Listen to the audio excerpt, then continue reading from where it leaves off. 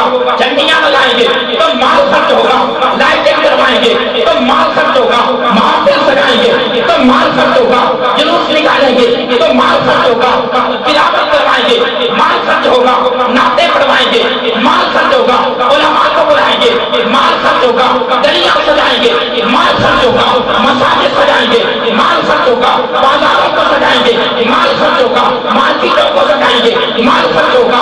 اللہ کے بندو مال تو خرچ ہونا ہے, اس واسطے جلوس میں بھی مال خرچ ہوگا, لنگر پکائیں گے مال خرچ ہوگا, اتنے انتظامات کریں گے مال خرچ ہوگا. اس سارے انتظامات کو دیکھ کے کوئی یہ نہ کہہ دے کہ یہ فضول ہے, یہ اسراف ہے, یہ فضول خرچی ہے. نہیں نہیں, فرمایا وہ خیرم مما یجمعون, جو میرے یار کے میلاد کی خوشی میں خرچ ہو جائے وہ فضول نہیں, میری بارگاہ میں قبول ہی قبول ہے.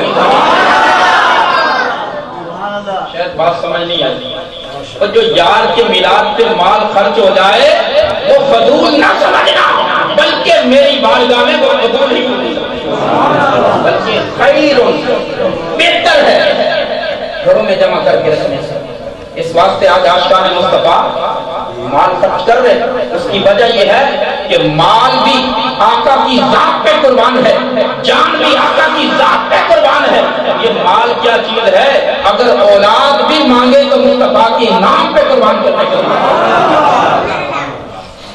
اور آج جھنڈے نظر آتے ہیں, میلاد کا مہینہ آتا ہے, ہر طرف سب جھنڈے نظر آتے ہیں. یہ ہرے جھنڈے یہ پہچان کی علامت ہے, یہ پہچان ہوتی ہے. جھنڈا ہر قوم کی پہچان ہے. آپ کائنات کے اندر یہ نظارہ کر کے دیکھیں, مشاہدہ کر کے دیکھیں, آپ کو نظر آئے گا اگر کسی گھر کے اوپر جھنڈا لگا ہو مسلم لیگ کا, اس بات کی دلیل ہے یہ مسلم لیگ کیا ہے. اگر کسی گھر کے اوپر جھنڈا لگا ہو پیپلز پارٹی کا, اس بات کی دلیل ہے یہ بجلیہ ہے. اگر کسی گھر کے اوپر جھنڈا لگا ہو تحریک انصاف کا, اس بات کی دلیل ہے یہ تحریک کیا ہے. اگر کسی گھر کے اوپر پنجے کا نشان نظر آئے, اس بات کی دلیل ہے اس کا تعلق شیعہ کمیونٹی سے ہے.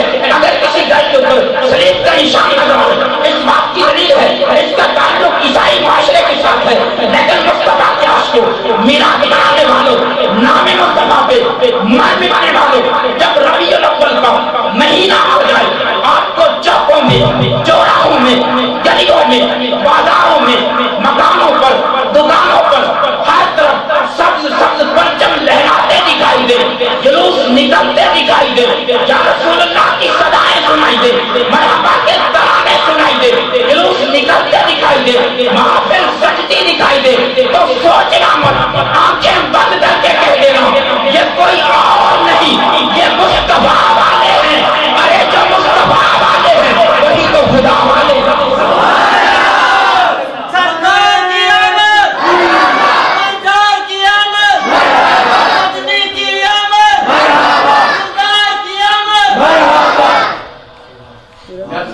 جھنڈا علامت ہے کہ نہیں, یہ پہچان ہے. تو ہر قوم کی پہچان ہوتی ہے, لیکن سنیوں کی پہچان مصطفیٰ کے میلاد کا جھنڈا, یہ ہماری پہچان. اور آج پتہ کیا کرتے ہیں لوگ, اس پہ بھی اعتراض کرتے ہیں. میلاد میں کہتے ہیں بدعت ہے, نام سنا, لفظ سنا, بدعت ہے. میلاد کیا ہے, کہتے ہیں یہ میلاد منانا بدعت ہے. میں نے کہا بدعت کی کیا تعریف ہے. کہتا ہے وہ کام جو زمانہ مصطفیٰ میں نہ ہوا ہو بعد میں کیا جائے وہ بدعت ہے, لہذا میلاد کی بدعت ہے. میں کہتے ہیں بدعت یہ طریقے سے تیرے پلے درد نہیں پہنچے, سمجھ نہیں آئی, بدعت ہے. میں نے کہا اگر یہی تعریف کرتے ہو تو تمہارا تو مسلک دو قدم ہی نہیں چل سکتا. اس کی وجہ یہ ہے یہ کتابی شکل کا قرآن زمانہ مصطفیٰ میں نہیں تھا, لہذا یہ قرآن بھی بدعت ہے. یہ بخاری اور مسلم زمانہ مصطفیٰ میں نہ تھی تو بخاری پڑھنا بھی بدعت ہے. یہ درس نظامی کا نصاب زمانہ مصطفیٰ میں نہ تھا تو یہ درس نظامی پڑھانا بھی بدعت ہے. یہ مینار, مساجد کے مینار زمانہ مصطفیٰ میں نہ تھے, مینار بنانا بھی بدعت ہے. یہ مساجد کے محراب زمانہ مصطفیٰ میں نہ تھے, محراب بنانا بھی بدعت ہے. یہ لاؤڈ اسپیکر زمانہ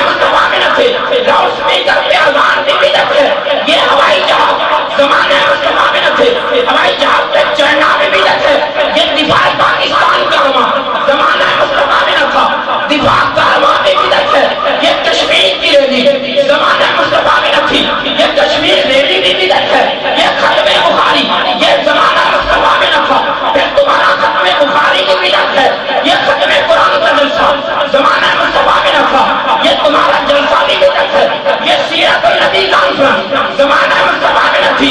سیرت کانفرنس بھی بدعت ہے. یہ احتجاجی مظاہرے زمانہ مصطفیٰ میں نہ تھے.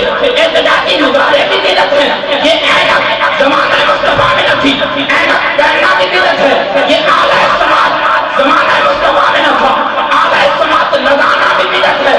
یہ پنجابی زبان سرکار نے نہیں بولی, انہوں نے تو عربی بولی, تو تیرا عربی یہ پنجابی بولنا بھی بدعت ہے, اردو بولنا بھی بدعت ہے. اگر تو کہتا ہے میلاد بدعت ہے, میں کہتا ہوں تیرے پلے تو رہا کچھ نہیں. اس کی وجہ یہ ہے کہ جب سارا کچھ بدعت ہے تو پھر مشورہ یہ دیتا ہوں اینک اتاریے اور اندھے بن جائیے, کہیں بدعت نہ ہو جائے.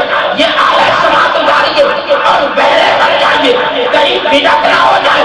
یہ پنجابی چھوڑیے, عربی بولنا شروع کیجیے. عربی آتی نہیں تو پھر گونگے بن جائیے. پھر مزید مشورہ یہ دیتا ہوں, پھر ایک تختی بنوائیے, اس کو گلے میں لگوائیے اور اس پہ تحریر لکھوائیے.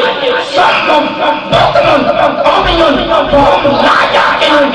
یہ اندھے ہیں جو دیکھ نہیں سکتے, یہ بہرے ہیں جو سن نہیں سکتے, یہ گونگے ہیں جو بول نہیں سکتے, یہ بیوقوف ہیں پرلے درجے کے, یہ کچھ عقل ہی نہیں ہے.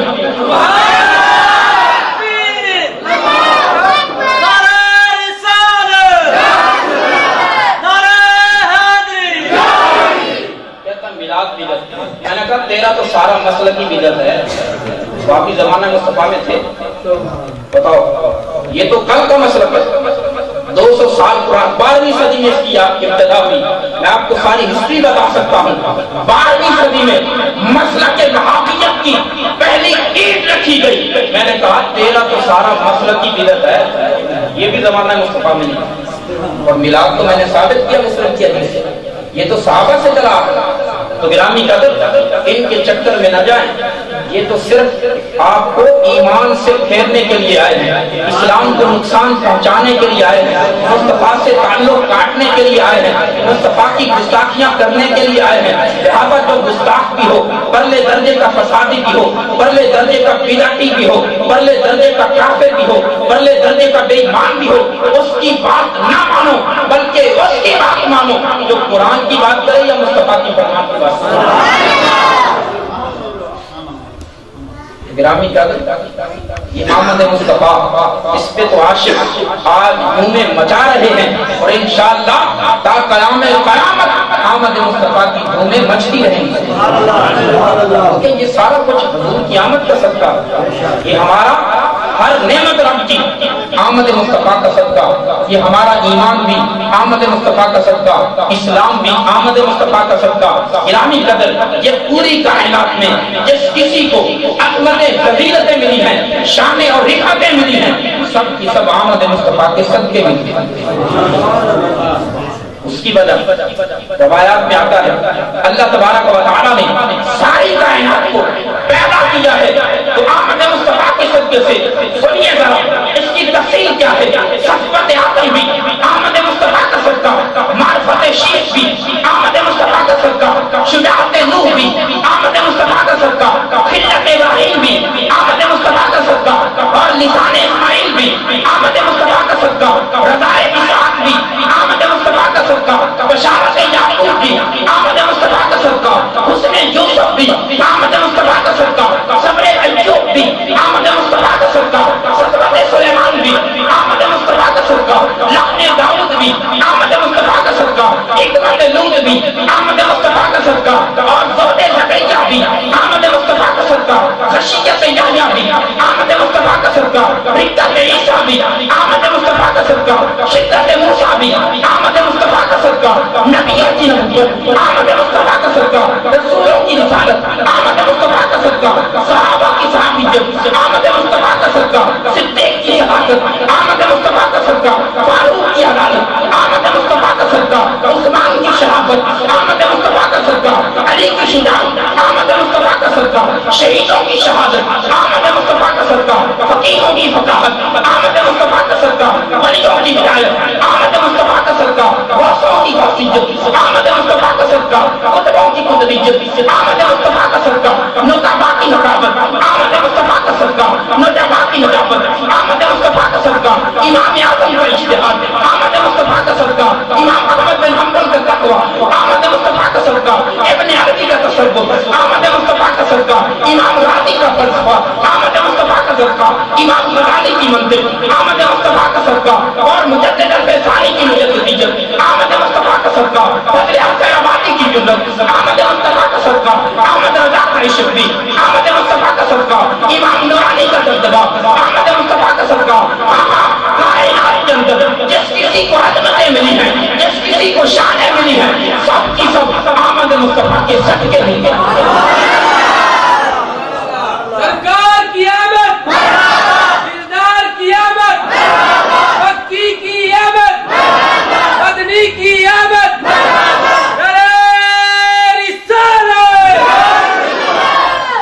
کائنات کی ہر عظمت آمد مصطفیٰ کے صدقے سے۔ اس کی وجہ یہ ہے کہ اللہ کریم نے حضور کی آمد پہ پتہ نہیں کیا انتظامات کیے۔ کائنات میں اگر انسان کتابوں کا مطالعہ کر کے ذرا دیکھو کہ حضور کی آمد پہ اتنے اہتمام و انتظام کیے کہ کائنات میں کسی بھی نبی کی پیدائش پہ اتنے انتظامات نہیں۔ یہ جو آپ انتظام کرتے ہیں یہ فضول نہیں، بلکہ یہ تو رب کائنات کی سنت ادا کر رہے ہیں۔ خالق کائنات نے بھی میلاد مصطفیٰ پہ انتظامات کیے، زمینوں کو سجایا، آسمانوں کو سجایا، اور اس رات ہر عورت نے بیٹا ہی پیدا کیا۔ یہ بھی بڑا انتظام ہے۔ اور اس رات اس کی وجہ یہ تھی کہ اللہ تبارک و تعالیٰ چاہتا یہ تھا، کیونکہ جہالت کے دور میں لڑکیوں کو زندہ دفن کرتے تھے، تو میرے اللہ نے یہ نہیں چاہا کہ آمد مصطفیٰ کی ہو اور بیچاری عورتیں مظلوم بنی تھے۔ ان کو ظلم سے بچانے کے لیے اللہ تبارک و تعالیٰ نے بیٹے عطا کیے تاکہ اس رات کسی بھی انسان کا قتل نہ ہو۔ رب کی طرف سے انتظامات۔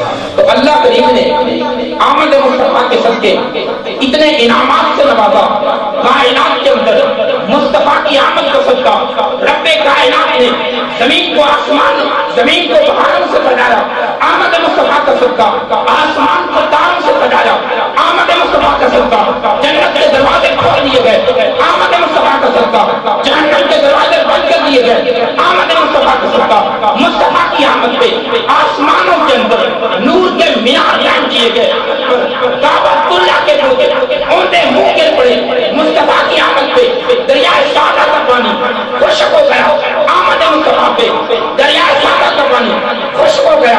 آمد مصطفیٰ پہ کسریٰ کے محل کے 14 قلعے گرا دیے گئے۔ آمد مصطفیٰ پہ آتش تلے ایران کو بجھا دیا گیا۔ آمد مصطفیٰ پہ چاند کی چاندنی میں اضافہ ہوا۔ آمد مصطفیٰ پہ سورج کی چمک کا اضافہ ہوا۔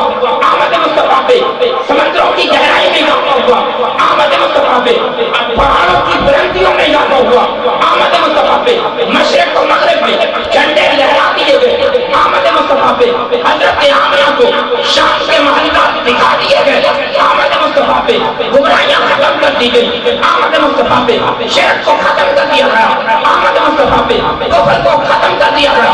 آمد مصطفیٰ پہ گمراہی کی تاریخیں چھٹ گئی۔ آمد مصطفیٰ پہ نور کے ہدایت کے نور جگمگانے لگے۔ آمد مصطفیٰ پہ مشرق والے جانور مغرب والے جانوروں کو، مغرب والے جانور مشرق والے جانوروں کو خوشخبریاں دے رہے تھے، مبارکبادیاں دے رہے تھے اور کہہ رہے تھے کائنات والوں اب خوش ہو جاؤ، مصطفیٰ کی آمد کا وقت قریب آ گئی۔ سرکار کی آمد، مدنی کی آمد، دلدار کی آمد، بنڈار کی آمد، سرکار کی آمد، نعرہ تکبیر۔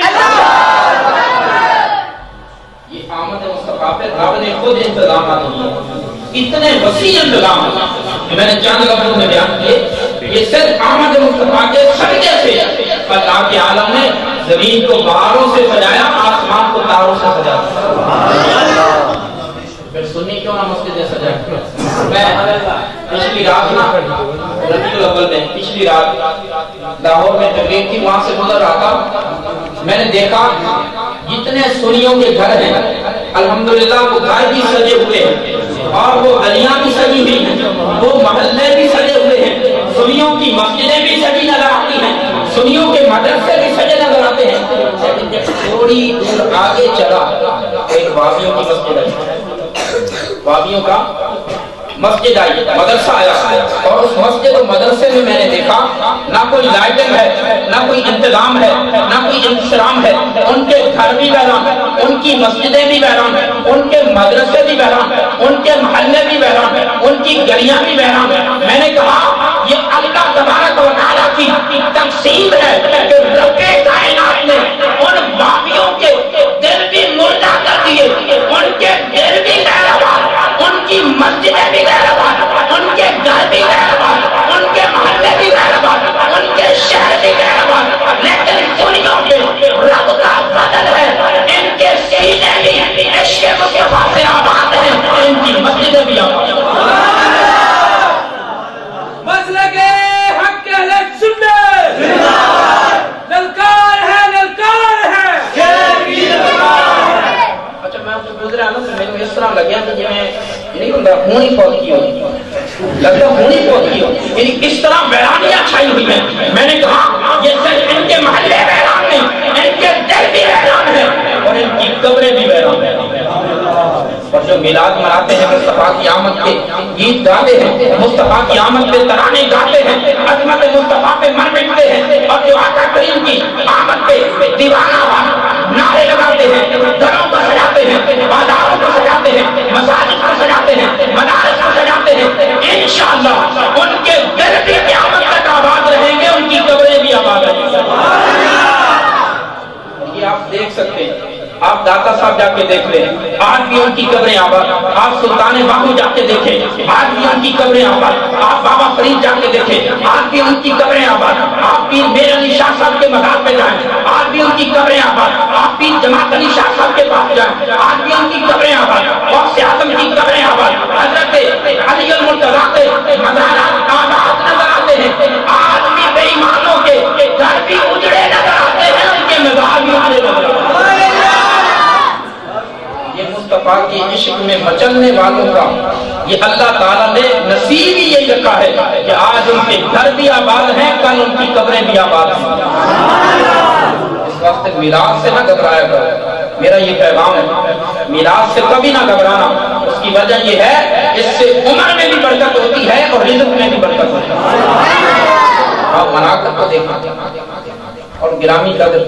اچھا ایک بات یاد آئی، دوسروں سے کوئی جا کے پوچھے نا یہ میلاد منانا کیسا ہے، وہ کہتے ہیں بس جی یہ کھانے پینے کے چکر ہیں، بڑا گمراہ کرتے ہیں، دلیل کوئی نہیں قرآن حدیث سے، بس کھانے پینے کے چکر ہیں۔ میں نے کہا کھاتے تو وہ بھی ہیں کہ وہ نہیں کھاتے، وہ کھاتے تو وہ بھی ہیں، کھاتے ہم بھی ہیں۔ کہتا ہے کھانے پینے کا چکر، میں نے کہا کھاتا تو وہ بھی ہے، کھاتے ہم بھی ہیں، لیکن کھانے کھانے میں فرق ہے۔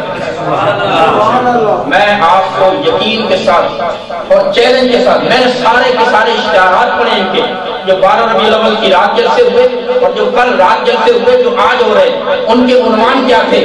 کسی کا عنوان ہے سیرت النبی کانفرنس، کسی کا عنوان ہے مقصد میلاد کانفرنس، ہم کہتے ہیں میلاد کانفرنس، وہ کہتے ہیں مقصد میلاد کانفرنس، اور کسی کا عنوان ہے ولادت کانفرنس۔ میں نے کہا جو کام ہم کر رہے تھے کام تو وہ بھی کر رہے ہیں، اشتہار ادھر بھی چھپتے ہیں، اشتہار ادھر بھی چھپتے ہیں، انتظامات ادھر بھی ہوتے ہیں، انتظامات ادھر بھی ہوتے ہیں، دیکھیں ادھر بھی چھپتی ہیں، دیکھیں ادھر بھی چھپتی ہیں، کتابات ادھر بھی ہوتے ہیں، کتابات ادھر بھی ہوتے ہیں، جلسے ادھر بھی ہوتے ہیں، جلسے ادھر بھی ہوتے ہیں، کھاتے یہ بھی ہیں، کھاتے وہ بھی ہیں، لیکن کھانے کھانے میں فرق ہے۔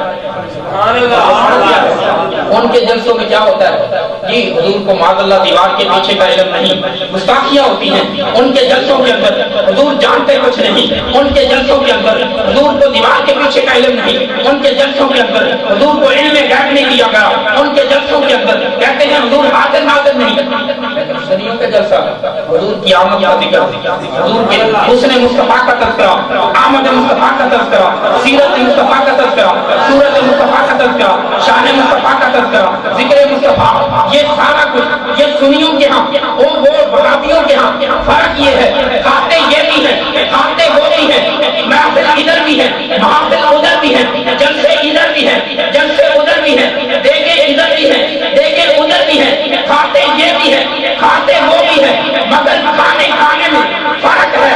وہ کھاتے ہیں مصطفیٰ پہ تنقید کر کے، سنی کھاتا ہے مصطفیٰ کی تعریف کر کے۔